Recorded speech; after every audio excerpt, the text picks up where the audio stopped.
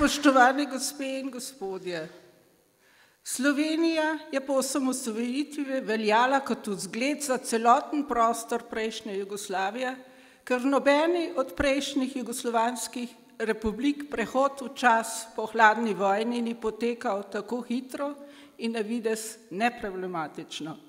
Slovenija je bila gospodarsko najmočnejša republika prejšnje Jugoslavije, pa ne samo Jugoslavije, temveč celotnega prejkomunističnega sveta vzhodne Evrope. Bruto domači proizvod na osebo je bil leta 1990 dvakrat večji kot na primer na Madžarskem, danes je precej na dnu lestvice Evropske unije. Samo leta 2009 je zdrsnil navzdol za 8,1%. Prehod iz državnega kapitalizma, nič drugega namreč komunistično gospodarstvo ni bilo, v socialno-tržno gospodarstvo se je ustavilo. Vzrok je, kot je napisal ugledni švicarski časnik Neue Zürcher Zeitung, maja letos, socialistični balast, ki ga dežela ves čas vleče za seboj, balast, ki so ga druge postkomunistične države že zdavnaj zavrgle. Tranzicija je v Sloveniji potekala povsem drugače kot v ostalih postkomunističnih državah vzhodne Evrope. Medtem ko je ta z radikalnimi reformami prekonstruirala svoje gospodarstvo, je Slovenija obdržala stare strukture in je šla po poti majhnih korakov, ki pa so celoten proces zelo podražili. Zaradi tega pada konkurenčnost Slovenije v primerjavi z drugimi državami Evropske unije dramatično. Na lestvici, ki ga objavlja Svetovni gospodarski forum, vsako leto je letos na 57. mestu od 142 za Azerbajdžanom in Indijo. Slovenija je padla kar za 12 mest, kar se ni zgodilo z nobeno drugo državo Evropske unije. Še leta 2009 je bila namreč na 39. mestu pred Slovaško, Italijo, Latvijo, Litvo, Poljsko, Malto, Madžarsko, Romunijo, Bolgarijo in samo Češka in Estonija je bila pred njo. Zato je Svetovni gospodarski forum navedel predvsem 3 vzroke. Neučinkovito birokracijo, omejen dostop do finančnih virov in neprimerno delovnopravno zakonodajo. Medtem ko so v Nemčiji mala in srednja podjetja gonilna sila gospodarstva, nudijo tudi največ delovnih mest, so to v Sloveniji še vedno velika podjetja, ki pa se čez mero zadolžujejo in to ne zaradi investicij in novih delovnih mest, temveč zato, da konsolidirajo lastništvo. Še vedno je veliko podjetij v državnem lastništvu, v katerem kadrovanje poteka po političnih kriterijih. Po podatkih OECD je še 50 podjetij v državni lasti, indirektno pa KAT in SOD, preko KAT-a in SOD-a je država udeležena še v skoraj 100 podjetjih. Prisotna je tam, kjer nima ničesar iskati in kjer stoji v direktni konkurenci s privatnimi podjetji. Preko obeh omenjenih fondov država vpliva na operativne in personalne odločitve privatnikov. Seveda pri tem prevladujejo politični motivi in ne gospodarski vidiki. Klientelizem in birokracija zavirajo razvoj dobrih podjetij, ki imajo sicer dobre izdelke in ki bi lahko bila uspešna na trgu. V Sloveniji podjetja čakajo povprečno 1300 dni na rešitve gospodarskih zadev, da ne govorimo o kreditih, ki jih uspešna podjetja od bank ne dobijo, ker sploh ni pomembno, da imaš dobre produkte, pomembna je pripadnost k pravemu političnemu taboru. Denar je na razpolago, če pripadaš tako imenovani novi, v resnici pa stari gospodarski eliti. Vse to je v javnem sektorju povsem nezakonito. Nivo tujih direktnih investicij je zelo nizek, ker je izredno močna skepsa pred tujimi investicijami, ki jo podpira določena politična opcija, ki se boji za svoje stolčke. Hoče preprečiti, da bi v Sloveniji zavladalo pravo, socialno tržno gospodarstvo oziroma pravična država, v kateri bi bilo v ospredju kvaliteta in znanje in ne neke tajne politične povezave iz prejšnjih časov. Iz vseh navedenih razlogov je svetovna finančna kriza Slovenijo prizadela veliko bolj kot druge države Evropske unije. Na lestvicah mednarodnih bonitetnih hiš Slovenija pada, pa še ni pristala, medtem ko je v času Janševe vlade rastla. Gospodarsko gledano je bila vlada Boruta Pahorja, kot je to formulirala Frankfurter Allgemeine Zeitung, en sam disaster, to se pravi ena sama katastrofa. Državni dolg se je skoraj podvojil, v izredno kratkem času od 27% leta 2005 na 40% letos. Država se dnevno zadolžuje za financiranje proračunskega pomanjkljaja, konkurenčnost je, kot smo videli, padla, nadpovprečno je padla tudi rast gospodarstva, medtem ko so davki in dajatve med najvišjimi v Evropi.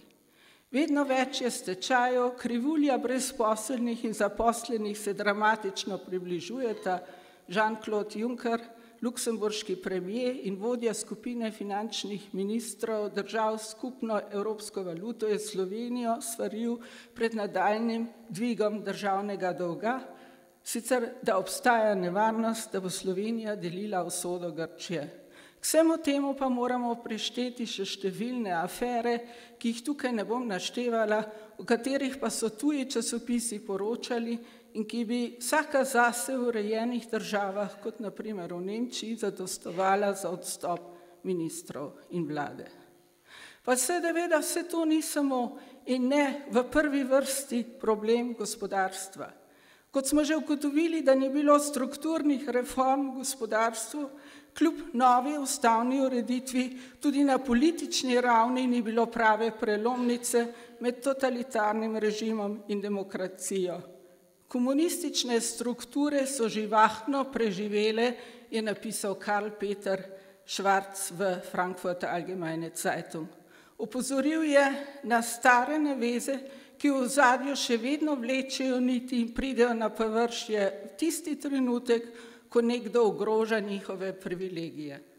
V Ljubljani je bil na Hitlerjev rojstni dan na novo imenovana cesta po Titu, ki je bil odgovoren za številne zločine, ki jih je komunistična partija povzročila med in po drugi svetovni vojni.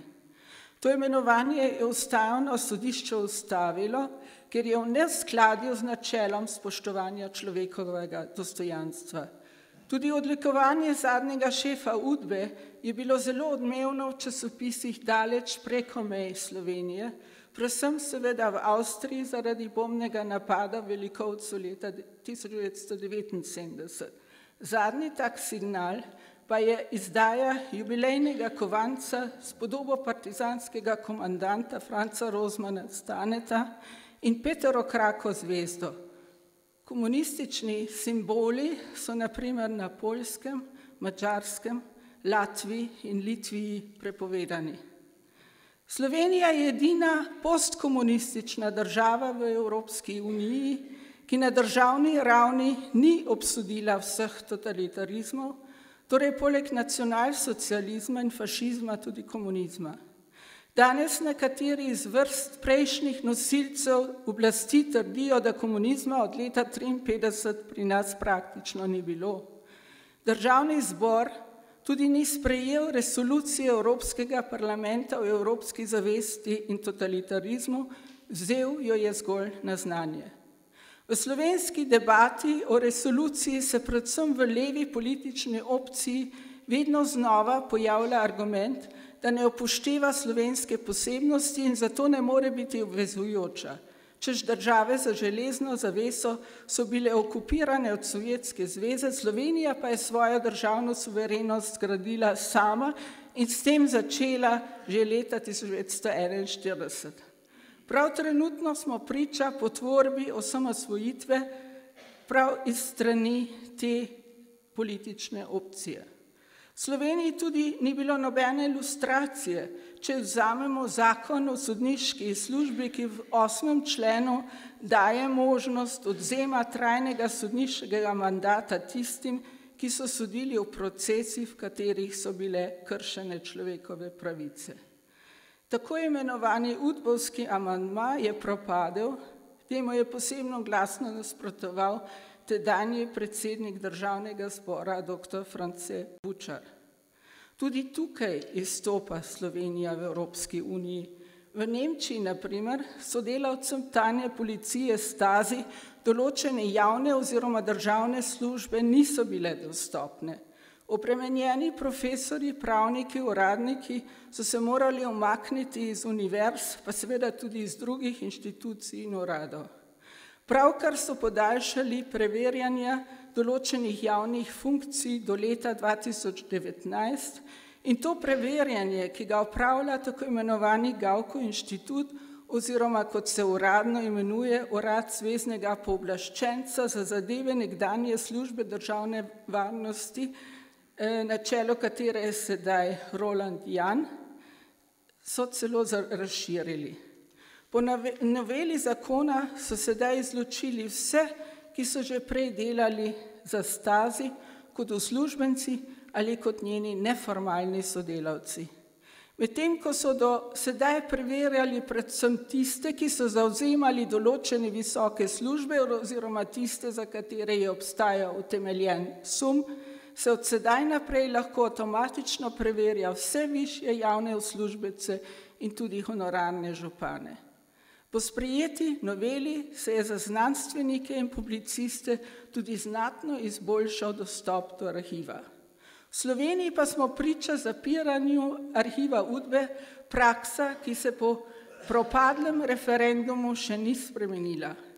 Drugače kot v večini postkomunističnih držav, kjer so se arhivi tajne policije po vzpostavitvi demokratičnega sistema dobro ohranili, je slovenska politična policija oziroma služba državne varnosti uspela ob osamosvojitvi uničiti velik del arhivskega gradiva.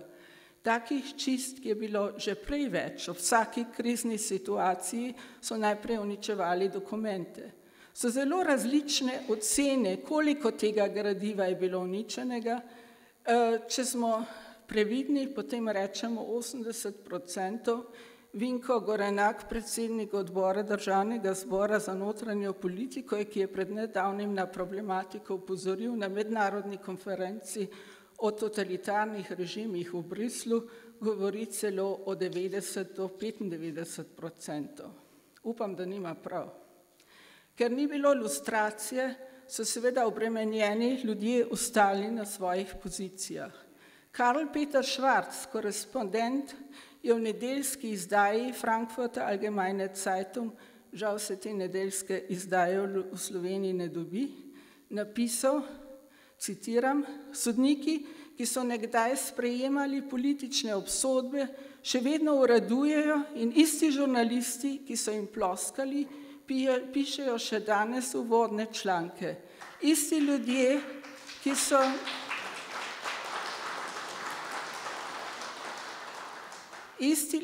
ki so prej predpisovali marksizem in jugoslavizem, sedaj poučujejo o liberalizmu in parlamentarizmu, o akcijskem pravu, o svobodi medijev in pomenu državljanske zavesti. Študijski center za narodno spravo, ki je bil ustanovljen leta 2008, je po nalogu Ministrstva za pravosodje sestavil komisijo, ki je na špansko poročilo o zločinih, ki so bili storjeni od totalitarnih režimov v Evropi, dala pripombe in med drugim opozorila na to, da, citiram, na univerzah še vedno predavajo zgodovinarji, ki so delovali kot orodje komunistične partije, tako denimo v zgodovinski komisiji Centralnega komiteja, oziroma taki, ki zagovarjajo le nekoliko modificirano zgodovinopisje prejšnjega režima. Ti seveda vzgajajo učitelje oziroma profesorje, poveličevanje narodno-osvobodilne borbe, zanikanje komunističnih zločinov med drugo svetovno vojno in tako dalje. Odmev v delu slovenske javnosti je bil močan.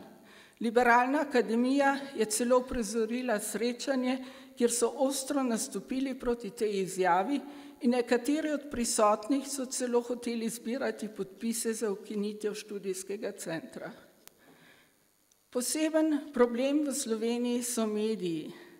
Teolog Ivan Štuhec je v Osteuropa-Mitteilungen, vzhodnoevropskih sporočilih, napisal, da so za njega strukture slovenske medijske pokrajine zrcalo politike.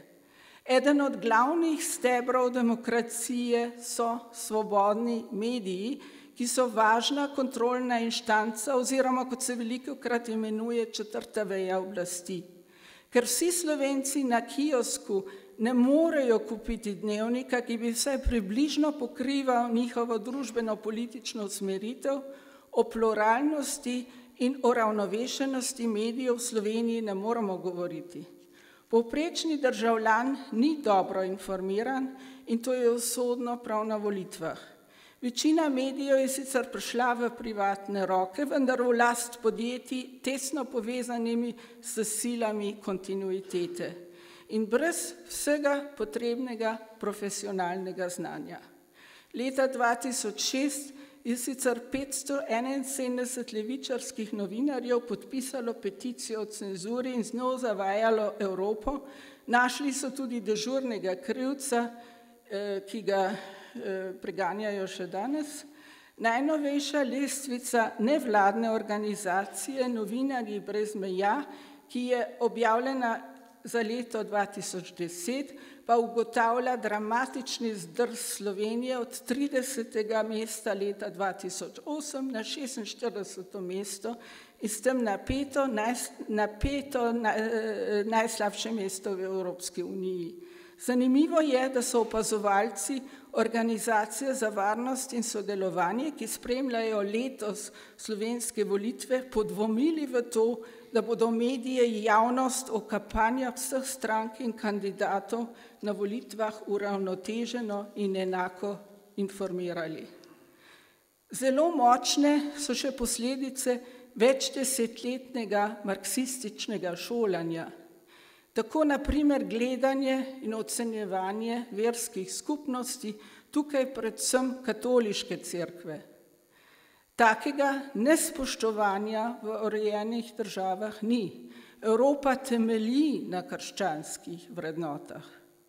Tudi pravna država ne deluje, kot bi morala. Edino načelo, ki velja, je delitev oblasti, zakonodajne, izvršne in sodne. Po preobratu tudi na področju sodstva ni bilo potrebnih sprememb. V kratkem času, ko niso vladale stranke kontinuitete, je vlada sicer začela uveljavljati spremembe, vendar za to ni imela dovolj časa. Še nedavno je bil na primer na mestu ustavnega sodnika predsednik Zveze komunistov oziroma socialdemokratske prenove. Nihče od odgovornih za zločine med komunističnim režimom se ni odgovarjal na sodišču. Za Mitjo Ribičiča naj ne bi bilo dovolj dokazov. Posebno pogubno za pravno varnost pa je seveda, da sojenje ne poteka v razumnem roku, zadeve se vlečejo leta in včasih zastarajo. Ker je Slovenija v številnih primerih kršila pravice do sojenja brez nepotrebnega odlašanja, so se nekateri obrnili na Evropsko sodišče za človekove pravice in dobili tam prav. Po prevratu komunistična partija ni bila prepovedana, kot na primer na Češkem.